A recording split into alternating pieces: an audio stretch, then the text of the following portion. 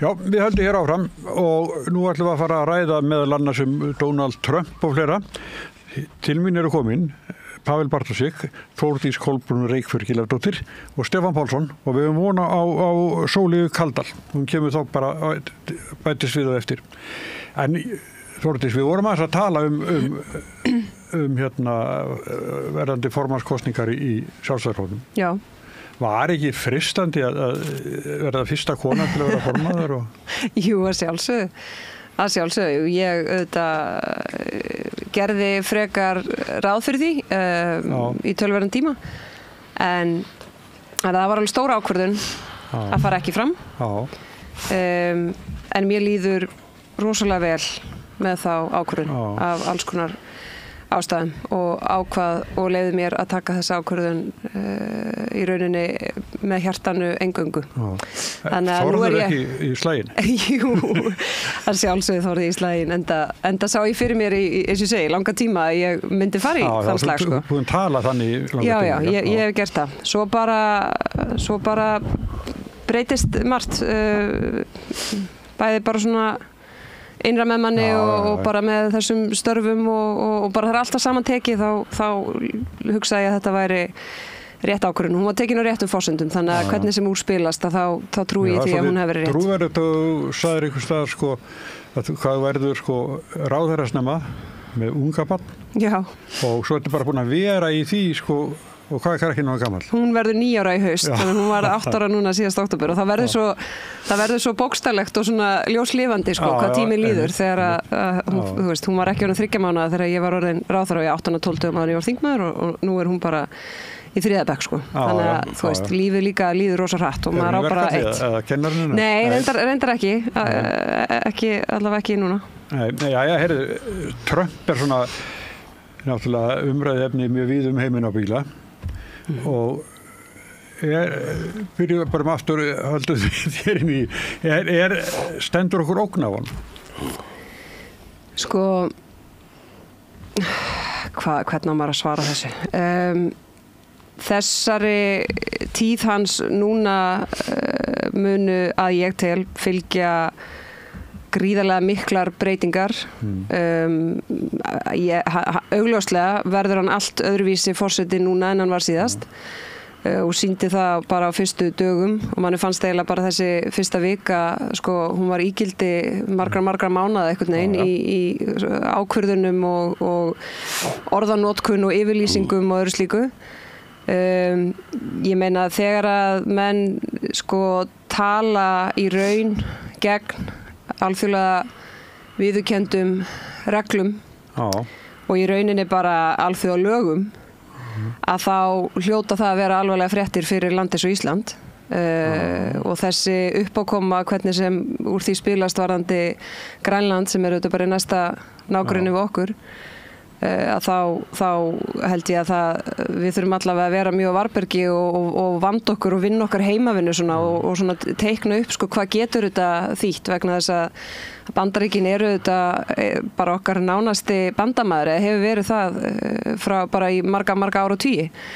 Og svo ertu bara með þetta svona stóra kerfi sem að við komum hérna upp eftir síðari heimsstyrjöld. Þar sem að Bandaríkjamenn eru bara, hvort sem að mönnum líka það betur að vera, stærsta púslið í þeim flestum. Þannig að það fyrir auðvitað eftir því hvað hann ætlar að gera. Ég meina ætlar hann að taka Bandaríkin út úr helstu alþjóðastofnunum sem að hafa hlutverk að gegna. Og ef þau gera það, þá þarf að endurhugsa það. Og hann er byrjaður, en ég veit ekki hversu langt hann ætlar að ganga.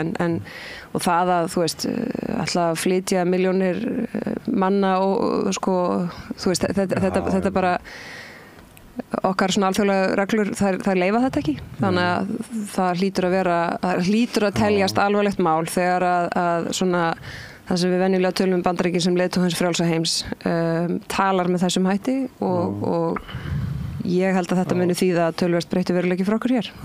Sólíu, velkomin í þáttinn. Takk fyrir. Hvað segir þú um þetta?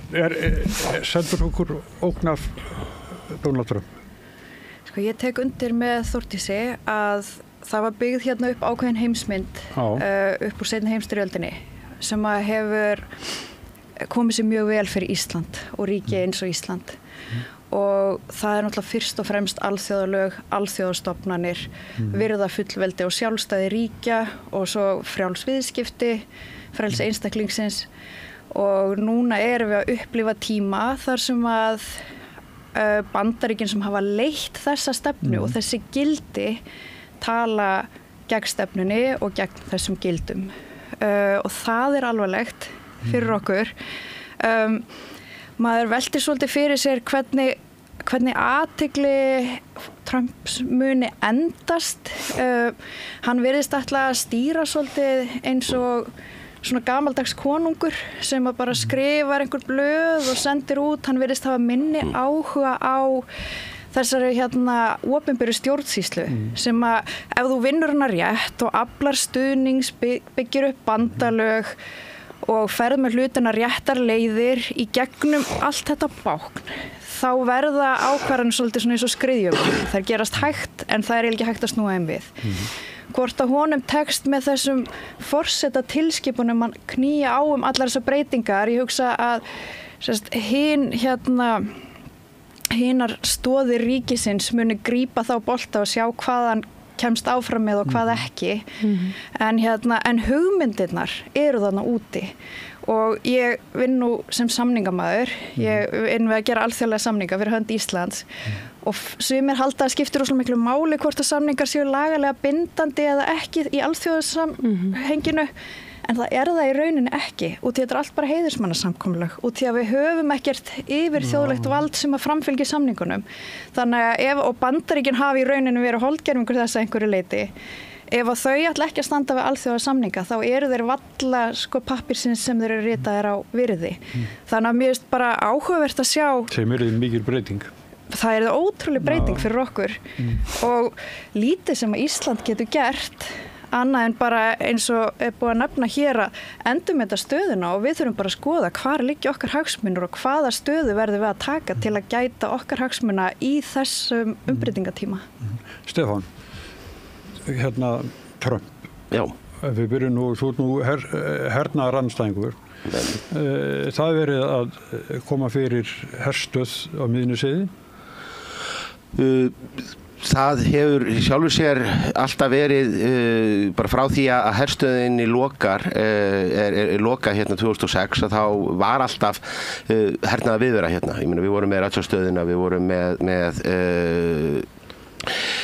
fjarskiptastöðina í Grindavík, svæði upp á öryggissvæði upp á Keflavíkurflugvelli og ég rækja þá sögu áður að þegar að herstöðin lokað hérna þá aðdragandinn því þannig að Bandaríkjamenn sóttu það mjög stíft að fá hérna svona sveigjanlega viðveru og geta bara ákveðið hverju sinni hversu mikið viðbúnað þeir ætluðu að hafa en íslensk stjórnvöld svona ákváðu að stilla dæminu þannig fram að þeir eru bara að velja, að þeir eru bara að vera eða fara og sá póker svona snerist þannig að stöðinu var lokað. Á næstu árum að þá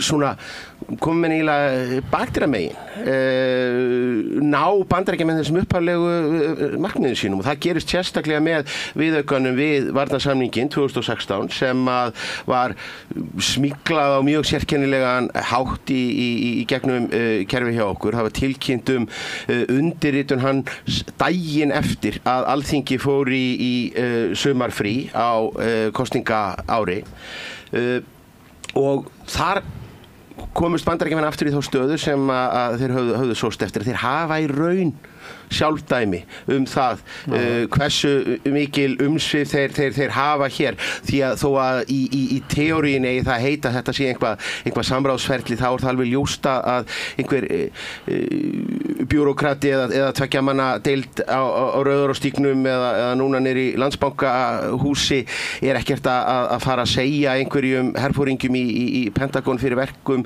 það hvernig og hvers konar viðbúnaður skuli vera hérna. En það höfum við alltaf sagt það í minni hreyfingu að það voru grundvallar mistök að segja ekki bara upp varnarsamningnum strax þetta 2006. Pavel, þú formaður utanríkismálanefndar? Já, Sko ég var þetta spurningum ógnir, þá myndi ég nú ekki kannski að taka alveg svo sterkt til orða. Það náttúrulega, við höfum núna ákveðna reynslu og það þetta vissulega þannig að það minnst að segja komin ákveðin nýr stíll í það með hvaða hætti forseti Bandaríkjanna tjái sig. Það hefur verið enja í millilanda utanríkismálum að fólk tala með okkur hætti, notar eitthvað ákveðin orð, ítrustu varkárni og allt svoleiðis, en ertu komið með þjóðarleiðtoga sem tilbúin til að segja hlutina miklu beina fram og líka í einhverju tilfellum setja fram, segjum bara ítrustu kröfur eða einhverju kröfur allavega beint út og á oft einhver leyti þess að því mann virðist skapa kannski ákveðna umræðu. Við höfum núna kannski 3 dæmi hvað hefur verið sagt og síðan hver niðurstaðan hefur verið. Það hefur verið gerð tilraun til þess að fara í rauninni tollastríð við Mexíkó og Kanada og í báðum tilfellum niðurstaðan svo að landamæragæsla á landamærunum eld og það bakkað út úr upprunalegu hótunum allavega í mánuð, sjá hvað setur.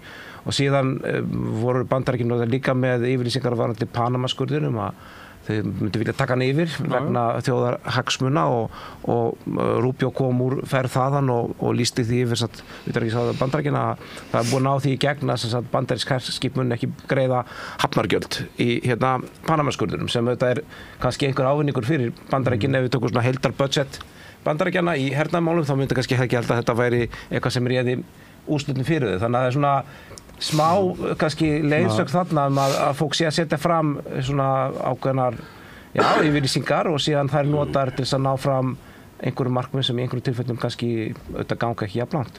Hann líti á það sem bardaga, það að skjóta þess út.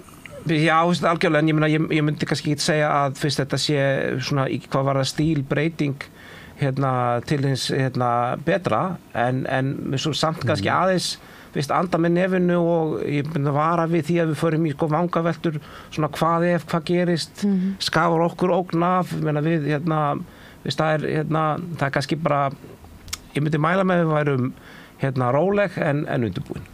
Já, undirbúin. Já, ég var að hugsa því að Sóley nefndi áðan svona tilskipanir eins og konungur það þú veist, nú eru 80 ár liðin frá bæði, Auschwitz og endalokum svona síðari heimsstyrjaldar og í framhaldinu, verðum við sjálfstæð þjóð og svona og það er á svipum tíma 250 ár liðin frá því að Bandaríkin settust niður og skrifuðu sína stjórnarskrá og menn ekkert sammála allt þar en það sem þeir voru sammála var að vilja ekki konung. Þannig að það er alveg áhugavert að hugsa til þess og þess tíma sem er liðin. Ég er algjörlega sammála Pavel að það skiptir máli að vera undirbúin og það skiptir máli að gera það hér heima og sömuleiðis í samstarfi við okkar nánustu bara svona bandalagsríki. Við vinnum mjög náið með Norðurlöndunum, eðlumál samkvæmt, á öllum sviðum og mjög vaxandi á varnarsviðinu, mjög vaxandi og Eystrasaltsríkin sömuleiðis og svo ertu með, Pólland er bara mjög er að styrkja sína stöðu innan Evrópu mjög mikið og það skiptir máli að vera undirbúin en það skiptir líka máli að eitt er þessi aðferðafræði einhvern veginn að þetta er svolítið eins og sért með sjónvarpsþátt einhvern veginn halda mönnum við efnið og þú býður eftir næsta þætti og svona en eitt er hvað til hvers orðin eru að ná okkur fram með því að slengja okkur fram en það hefur auðvitað líka áhrif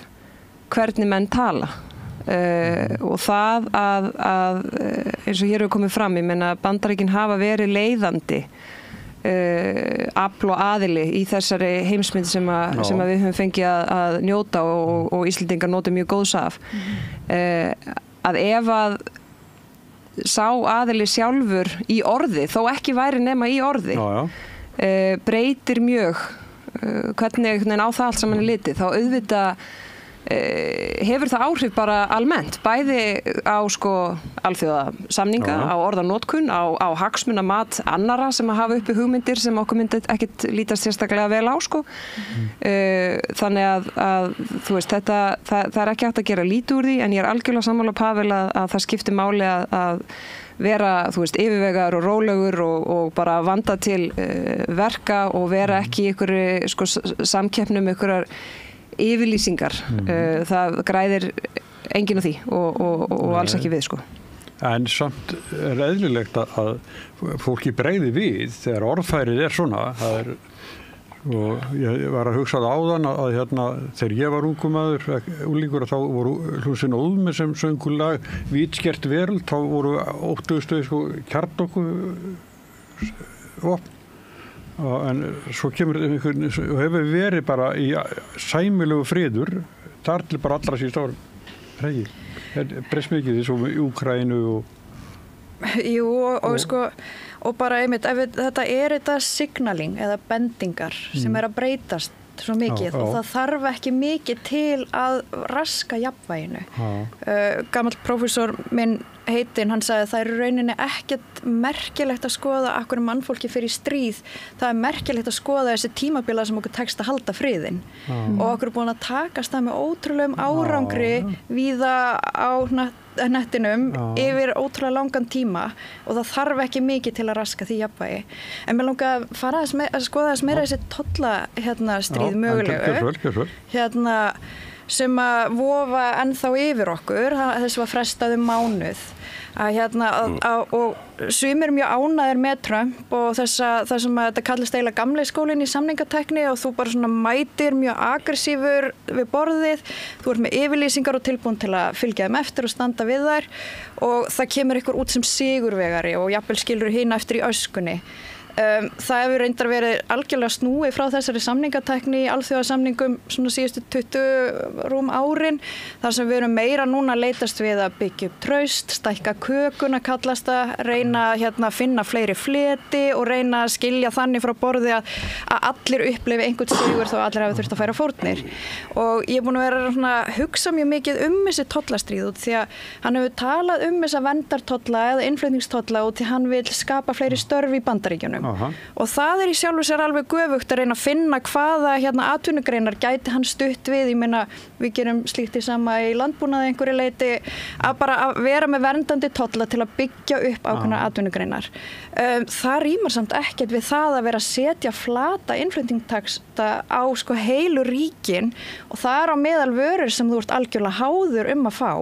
Þannig að það einhvern veginn, það fer ekki saman hljóð og mynd í því sem hann segist ætla að ná fram og svo allt í henni það kallaði mjög mikill sigur að hafa náð einhverju auknum vörnum á landamærum sem að repúblíkanar reyndar höfnuðu þegar demókratar á síðasta kjörtímabili reyndu að fá fram og voru verkefni sem að þegar voru langt komin.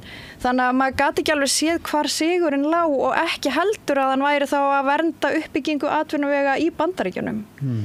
Það getur náttúrulega vel verið að Trump muni leggja tolla vegna þess að hann sko langi til þess og það má lesa stefnu repúblikana núna þannig að þau séu bara komin á þann stað að leggja á tolla til að verða netaframleiðslu og byggja hana upp og þetta svolítið svona, ég veit ekki svolítið svona Homer Simpson kannski svolítið svona maðurinn sem sko, þetta snýksýst svona tákmynd gamla bandarækjamann sem svona blue collar worker vinnur í kjarnorkuveri ekkert allt og klár en næja enga sér að koma sér upp húsi með tvílyftu einbýlishúsi á 2 bíla, 3 börn og hundakött og þetta svona ímyndin sem menn að reyna að segja lífið getur verið svona og þessar stéttir hafa mist af þessu. Þetta það sem hann hefur verið að höfða til og í því samhengi þá þarftu einhvern réttlæting, enga sérstakar réttlæting til að koma á tollum og vilta, reyndar finnur ekki marga hagfræðinga sem segja þér að þetta sé geggjuð hugmynd og komið til með að virka en þú getur enga síður gert það.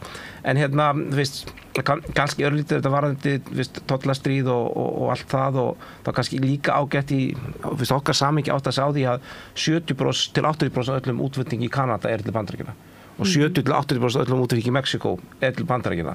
Þannig að svona bara þumalskrúfan sem Trump hefur á þeim ríkjum, hún auðvitað svolítið annars eðlis heldur en þetta það kemur okkur það sem talar nær 6-7% öðrum ríkjum finnst mann þetta ekki endilega finnst til eftirbreytni en bara svona áttum okkur á kannski mununum þar á. En sko þó hann hafi mögulega frá einhverju sjónarhorni ná tímabundnum smá sigri gagnvart þessum sínum nágranna ríkjum, þá hann samt búinn að missa það mikilvægasta sem þú hefur við samningaborðið og það traustið. Og það búið að koma fram af svo mikilli heift að þau treyst honum ekki lengur.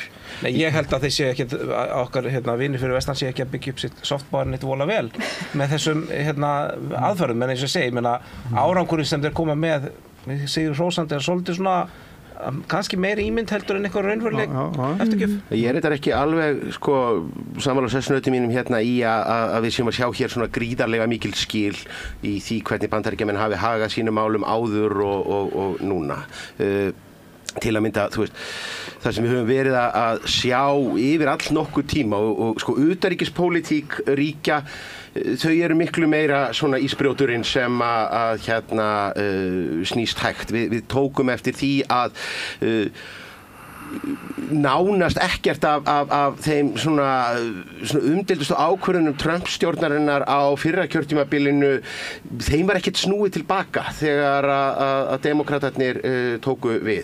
Við höfum verið að sjá svona stór aukna notkun á kannski síðustu 20 árum á efnahagslegum þvingunatækjum, á viðskiptaþvingunum sem eru notaðar mun frjálslegar og gefi bara skíti í alþjóðaviðskiptastofnunina eða GATT eða annað slíkt í því samhengi.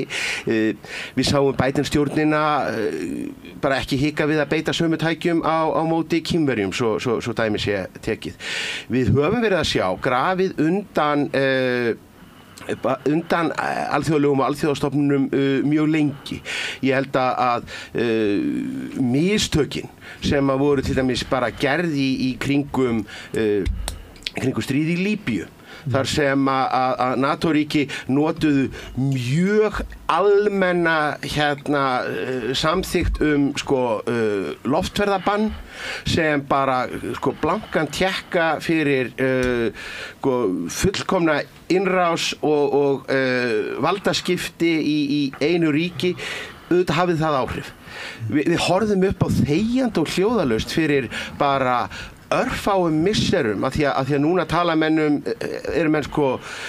bara furðu losnir yfir orðræðinu þjóðernishreinsanir og að flytja þjóðir til. Við sáum bara þetta gerast fyrir örskömmu síðan, fá nánast engi viðbrögð alþjóðasamfélagsins þegar að bara Nagorno-Karabakh var bara skipt út.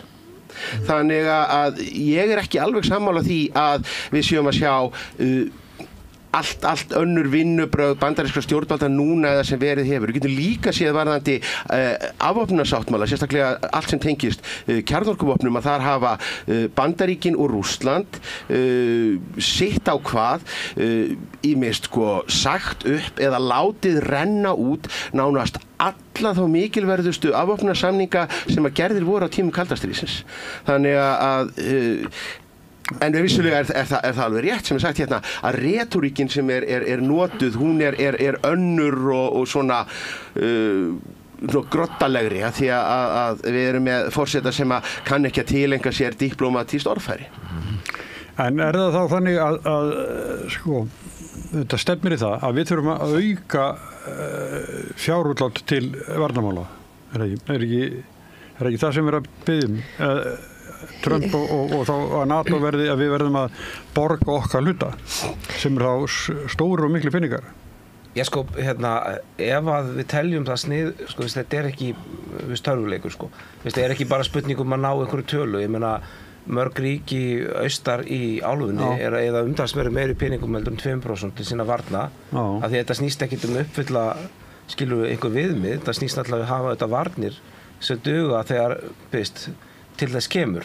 Og þannig að spurningin kannski, þurfum við að efla okkar varnir, og ég held að svarið við þeirri spurningu sé játandi, kannski algjörlega óháð því hvort að einhver sé að segja okkur að gera það eða ekki. Og við þá líka. Já, ég myndi halda það. Ég held að sko, við höfum auðvitað bara frá því að Atlantshafsbandalagið var stofnað og við erum stofnað aðalar þar, þá höfum við auðvitað verið með ákveðna sérstöðu allan tíman. Verandi eina landi sem ekki með her og á listanum yfir þessu svona þegar bandalagið setur sér markmið einhverja lágmarks fjárfestingar eða útgjöld til varnarmála, þá erum við bara einfaldlega ekki á þeim lista sko. Það breytir því ekki eins og Páll er að segja og þú veist, ég veit að það gert mikið úr því að hann hafi á sínum tíma þegar hann var síðast forseti tala fyrir því að nú þyrfti Evrópulöndin og ásamt Kanada bara að gera svo vel og auka útgjöld og allt það. Það er augljóslega ekki eina ástæðan fyrir því að Evrópulönd hafa gert nákvæmlega það. Það eru þetta svo staðreynd að Rússland fór í allsherjar innrás í nágrannaríki og með sko fjölþóttu ógnir í bandalagsríkjum og með orðfæru að Eystrasalöndin sé nú bara ekkit sjálfstæð og full valda og þau tilheyra þessu nú bara og sömulegis Georgi og Moldova og allt þetta. Það sem að ég held að, og ég sammála Pavel sko, mér finnst eiginlega spurningin, við erum ekki að spyrja okkur sko, hvað segir maðurinn í Hvíta húsinu útgjöld Íslands, heldur meira bara hvert er okkar hlutverk, hvert er okkar framlag, hvaða heimavinnu þurfum við að vinna og ég held að það er augljóslega stór munur á 0,1% sem er okkar varnarútgjöld í dag og 2% og hvað þá 4%. Og það sko ekki veit ég hvaða hugmyndir Trump mun koma með gagnvart Atlantshafsbandalagsríkjum í einhverjum útgjöldum eða hvort að það breytist eitthvað okkar stöðu þar. Þannig að það er sérstöð, við höfum sérstöðu. Við höfum sérstöðu, höfum alltaf haft en síðan eru hér bara með þessum breyttu verkfærum og tækni og hvernig bæði stríður og háð og líka sömuleiðis bara svona þessa fjölþáttógnir. Þá eru við bara þurfum að passa það að vera ekki berskjöldu gagnvart þeim í sko þáttum sem að Atlantshafsbandalagið er ekkert að fara að sinna fyrir okkur.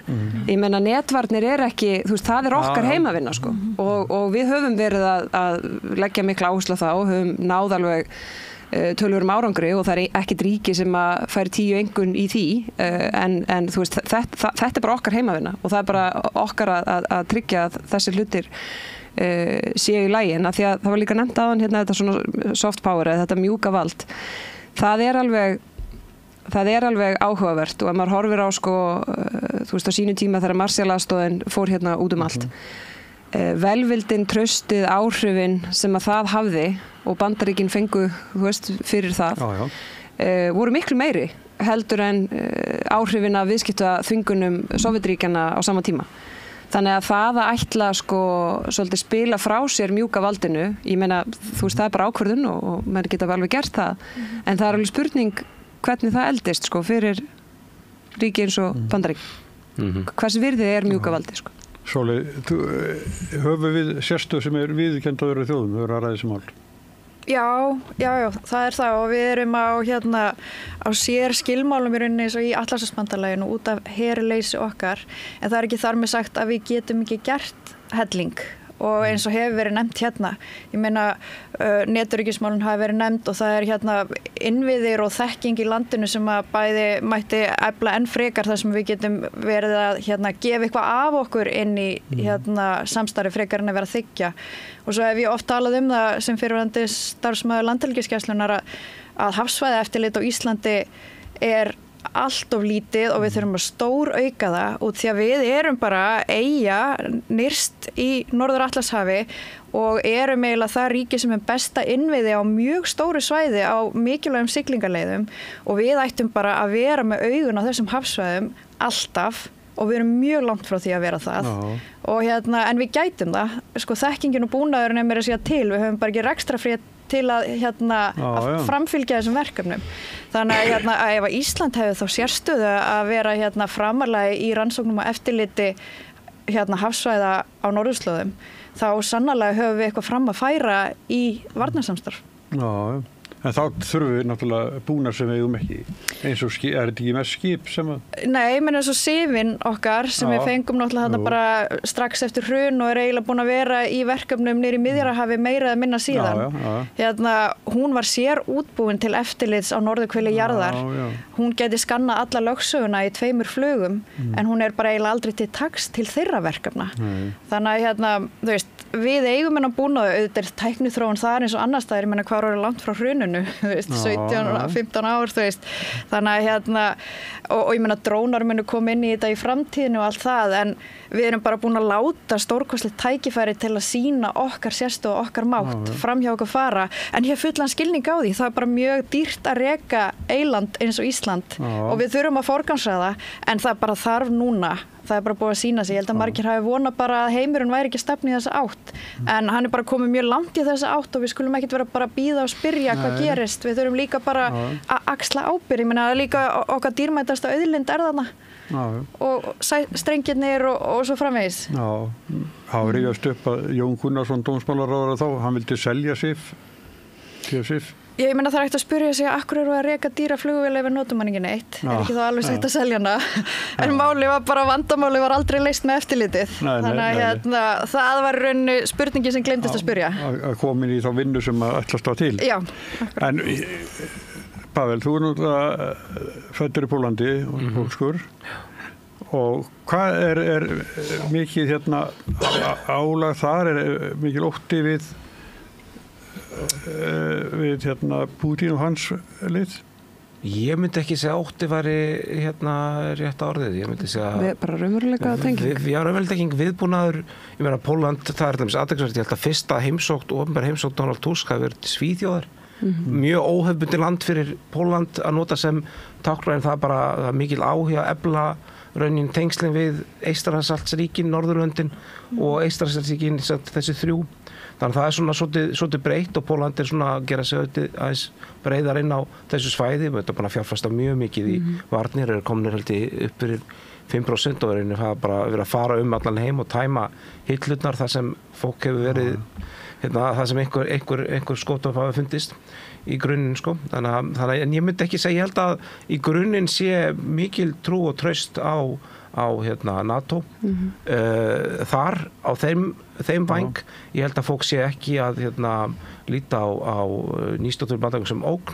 Ég held að sumir séu örlítið þakklátir fyrir það að sem að upplifa að það hefði komið svona wake up call varðandi varnarklökti, að það var þetta þannig að ríkin á austurhliðinni eyddu töluverðum peningum en ekki ríkin sem voru fjær raunin landamærunum við Rússland. Þannig að það, ég myndi segja að ég myndi meira að segja að sé viðbúnaður heldur en ótti, menn er ekki að upplifa það sem að þetta bandalag sem við erum í sem NATO sé eitthvað veikt fyrir, en það verður kannski að segja, sko, ef við horfum á yfirheyrslu Marco Rubio í öldungadeildinni þegar hann var samþykkur, þá er ekki þar að sjá einhverja almenna stefnumbreytingu utanríkisstefnu Bandaríkjanna, fyrst í þeim yfirvísum hvorki gagnvart NATO né vörnum Taívans né öllu öðru og aftur svo ég reyna að segja eitthvað sem er ekki hræðilegt að stuðningu við Úkraínu hefur ekki minnkað eftir valdaskiptin, hann hefur líklegast aukist ef eitthvað er,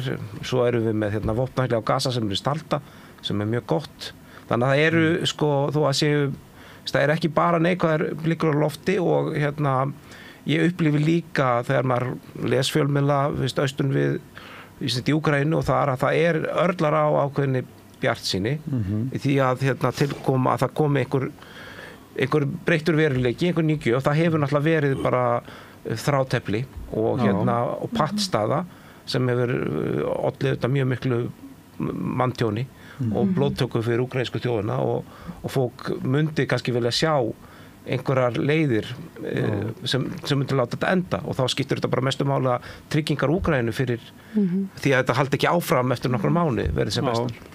Maður skynjar það alveg inn í sko Úkraínu eru, þú veist, það eru þetta alveg margar hliðar á því, sko, en maður heyrir alveg líka að fólk svona hugsar, þú veist, einhvern veginn þarf að svona svolítið brjóta upp þessa stöðu og hvað mun það þýða, þannig að það er alls ekki eingöngu einhver svartsýni gagnvart valdaskiptum í Bandaríkjunum fyrir þeirra hagsmuni eða þeirra stöðu, en ég held að sé þetta álítið gott fyrir okkur hérna á Íslandi að almennt bara að lesa meira fréttum frá útlöndum eða hlusta á menn eins og Pavel sem þekkja til að mynda Pólland mjög vel, að það er einmitt munurinn á því að vera sko óttaslegin og hræddur og því að bara átta sig á stöðunni eins og hún er og gera þitt og gera það sem þarf og þú veist, hvort sem það er í sko einhverjum fælingamætti eða varnarviðbúnaði eða tengslum við þín bandalagsríki og svona. Af því að það hefur áhrif á sko þangagangin. Ég meina það er ekki þannig í Pólandi séu menn ekkert nema spenntir fyrir því að verja 5% af landsframleiðslu í varnarútgjöld af því að allt hitt sé bara fullu fjármagnað og þar séu engin innviðaskuld eða einhver félagsleg verkefni eða þú veist sóknartækifæri í menntamálum eða rannsókn, skilur. Þetta er ekki þannig en þeir gera það samt. Þannig og þeir gera það auðvitað ekki að gamni sínu. Þeir gera það vegna þess að þeir átta svo alvöru málsins. En það er ekki þannig að menn skjálfa beinunum, heldur bara þú veist þetta er bara veruleiki. Og mér finnst að vera ágætt fyrir okkur svona þess að tileinka okkur þessa hugsun sko. En ekki samt hérna upp á síðkastið svona breytt heimsmynd, það ekki?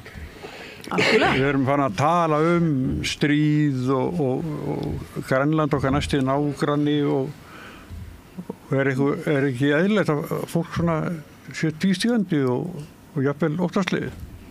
Jú, ég meni ég segi þú veist það blasir við okkur svona einhver veruleiki sem að við höfum ekki hort framan í frá því að við urðum sjálfstæð þjóð.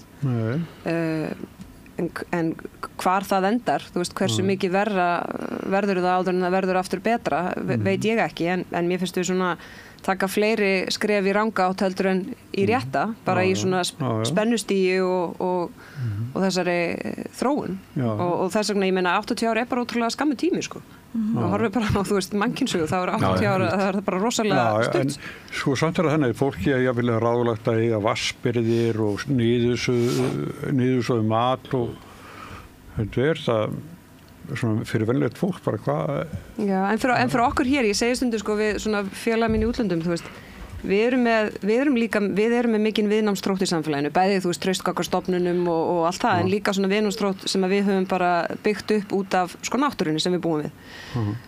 Og það er ákveðið æðruleysi sem fylgir því þegar það er móðin náttúra, því það er óbúslega lítið sem við getum gert í, annað er búið undir það. Það eru auðvitað annars konar verkefni að vera með utanaðkomandi ógn sem er einhvern veginn bara mannanna verk og mannfólk og þú veist, þú getur bæði sko kannski frekar haft áhrif á eðlilega en líka frústrerandi að það sé verið að gera það einhvern veginn og það þyrfti ekki að gera það, skilur við.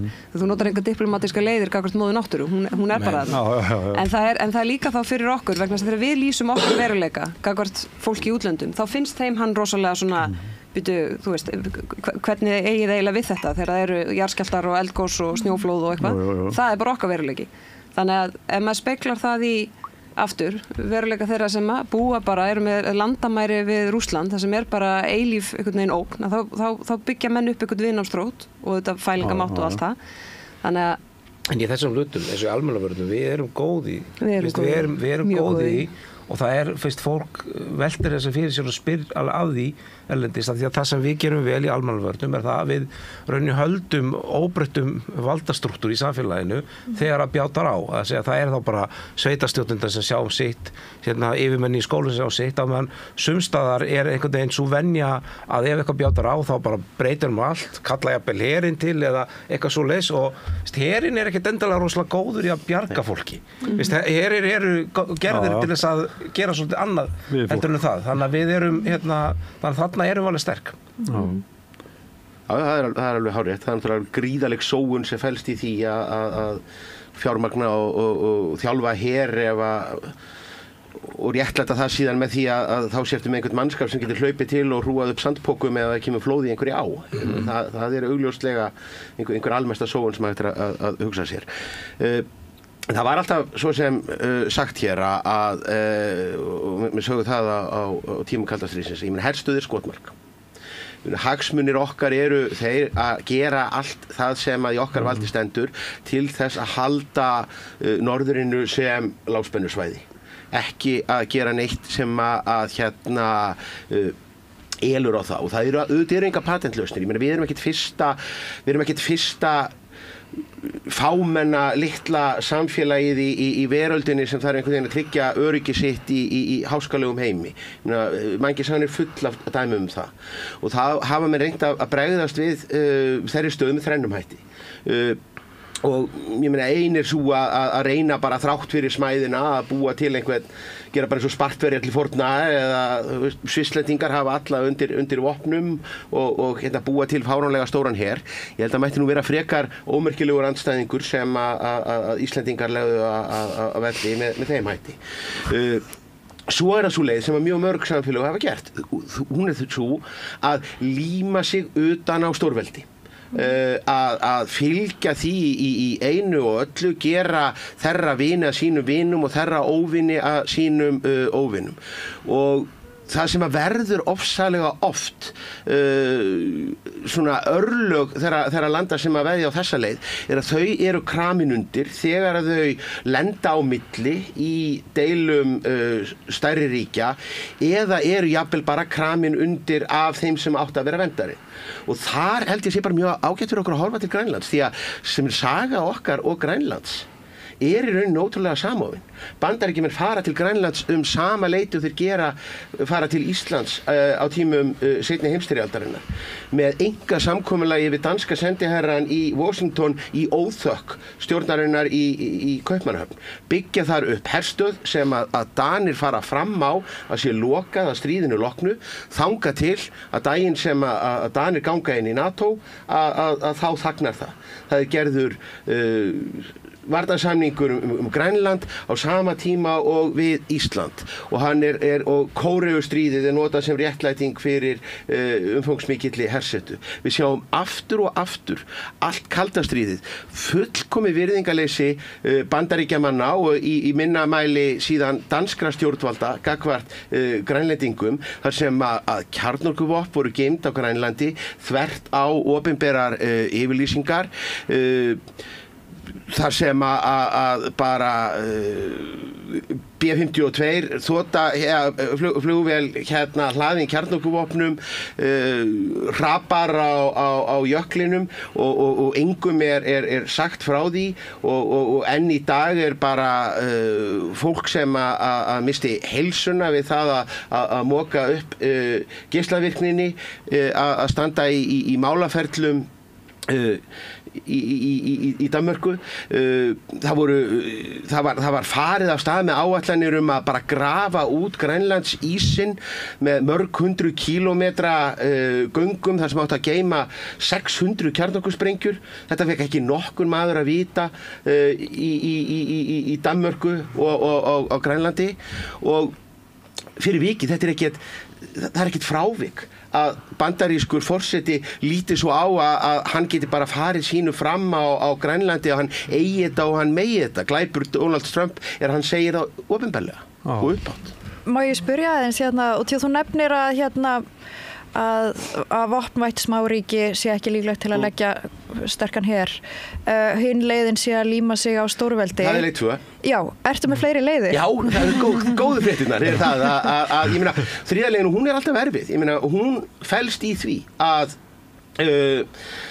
smáríki kemur þá bara fram sem trúverðugur málsvari á þjóðavettvangi, stendur vörð sína hagsmuni, leggur áherslu á að rækta gott samstarf og samband við sína nágranna. Klassíska dæmið sem að friðarhreyfingin bendir alltaf á. En náttúrulega við nefnum alltaf Kosta Ríka. Ég meina, Kosta Ríka tekur þá ákvörðun rétt það leyti sem að seinni heimsstyrjöldinni lýkur að leggja her sinn einhliða niður á þessum háskalegasta heimshluta þar sem að í öllum löndum eru sífelldar herforingjabyltingar og valdarán og íhlutanir bandaríkjamanna. Þá hefði maður kannski haldið út frá þeirri hugsun að eina vörnin felist í hervörnum, að þetta veri algjört sjálfsmorð. Afleiðingin verður svo að Kosta Ríka eina landið þarna í Mið-Ameríku þar sem að allar ríkisstjórnir hafa farið frá í kosningum.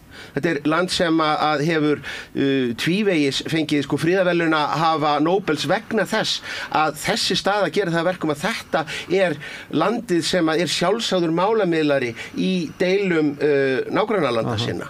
Þannig að bara verðum eins og Kosta Ríka. Eða Belarus.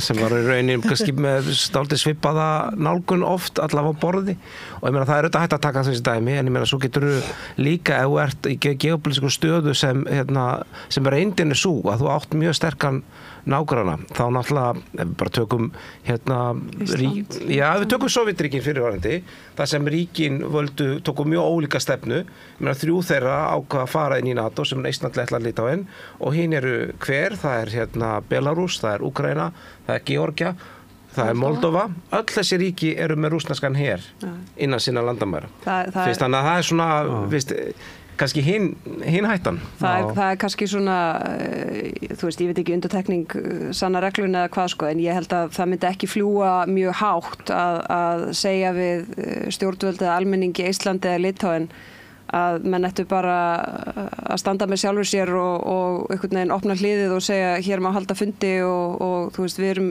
öll bara létt vegna þess að ég sko ef að til dæmis Eystrasaltsríkin væru ekki undir þessari reglíf hvað halda menn að þú veist halda menn að Rússland létu þau bara algjörlega vera ég meina þeir eru inn í Georgíu þeir eru inn í Moldovu þeir eru með allsherjar innrás í Úkraínu og þeir eru, þú veist, Belarus eru bara eitthvað leppríki Rússland sko þannig að þú veist það er, ég held að það flekkir sig enginn á því að stórveldi heimsins þau hafa og munu væntanlega illu heilli alltaf skilgreina sín áhrifasvæði ég meina við erum á öðrum stað við erum ekki í Eystrasalti ég verið að við viljum bara líta í kringum okkur og ef okkur finnst hugmyndir það að ef okkur finnst hugmyndin fjarstæðukennd eyríki í Atlantshafi sem byrja á og sé ekki í NATO þá þurfum við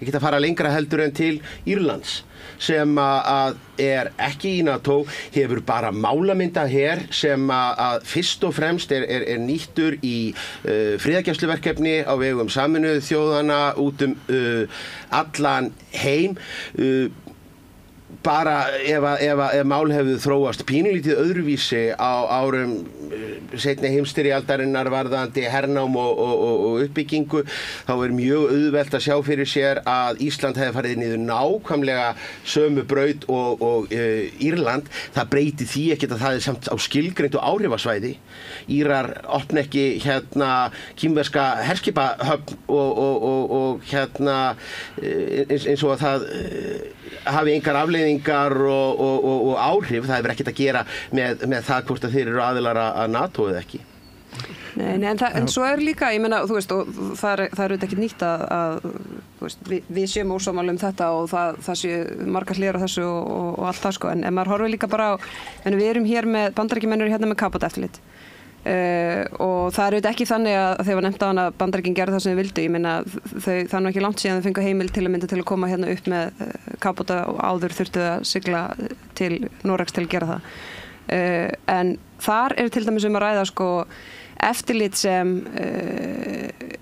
sko ekki endilega þannig að við skilgrum það ekki sem sko þetta sé meiriháttar mál fyrir Íslendinga á Íslandi að þessu eftirliti sé sinnt heldur skiptir þetta máli fyrir svæðið og þetta skiptir það máli fyrir sko löndin í kringum okkur að menn viti hvað á seiði hér í kringum okkur og þá það líka bara spurningum sko með hvað hætti ertu, þú veist, verðugur bandamaður þannig að það líka þær hliðar sem að snúa kannski ekki beinu öryggi okkar heldur að við séum hluti af einhverju svona frekara ríkjasamstarfi eða bandalagi Kafbátaeftirlitið náttúrulega bara einhver mesta ógn sem á okkur stafar svo að við segjum það líka. Ég meina, þegar að B-52 þotan fór niður á Grænlandi með þeim afleiðingum sem að það hafði, þá var það hluti af því að risaveldin bæði héldu hluta af sínu kjarnorkuvopnabúri stöðugt á flugi og þetta var bara hluti af hernaðarstrategíu sem gekk út á það að ef andstæðingurinn byrjaði þá geta hann ekki skotið allar kjarnorkuflugvarnar þínar á jörðu niðri og þú værir alltaf með ákveðið stórt vopnabúr í háloftunum. Síðan færðu menn þessi kjarnorkuvopn niður í kafbátana og sama hugsunin að þú ert með Bandaríkin og Rússland sem að geyma alltaf stóran hluta af sínu kjarnorkuvopnabúrum og hafa þau á sífelldu flakki heimsöfin og í rauninni fjöldi þeirra báta og hversu víða þeir fara er bara barómeter á spennu ástandið á milli Rússlands og Bandaríkjanna. Þannig að þessir kafbátar eru þarna ekkert vegna þess að þeir séu einhvað að snuðra okkur eða að viðskiptum einhverju máli í þessu. Hins vegar er mesta hættan fyrir okkur er einmitt slys í þessum eltingaleikjum. Að þarna eru risaveldin í eltingaleik og feluleik hvert við annað en þau eru að gera það í sjónum í kringum okkur og ef þar yrði óhapp að þá yrði skelfilegar afleiðingar mögulega af því fyrir íslenskt þjóðarbú. Hefur ekki enda þetta svona gleði? Þetta er mjög gleðilegt. Við gleymdum að tala þjóðamorða á Gaza og einhver svona smáatriði. Það er þetta, vist fylgja áættur viðbúnaði á friðartímum en þetta er mengun vegna stríðs og það er líka mjög mikil. Ég meina það er, Úkraína er auðvitað verður ekki söm í marga áratugi vegna stríðsakar þess að þar eru, þó að viðbúnaði hefur verið meiri á friðartímunum sem hefur getað komið veg fyrir það, þá held ég að svo jafna hefði snúið rétt í þátt. Herru, en tímur okkar liðin, Stefán, Þórdís Kolbrún, Pavel og Sóley Kaldal. Ég þakka ykkur fyrir komuna. Og þá er bara einn liður eftir á þessum fundi, það er þegar að Gunnar Smári kemur hérna inn og við ræðum pólitíkum okkar nefi.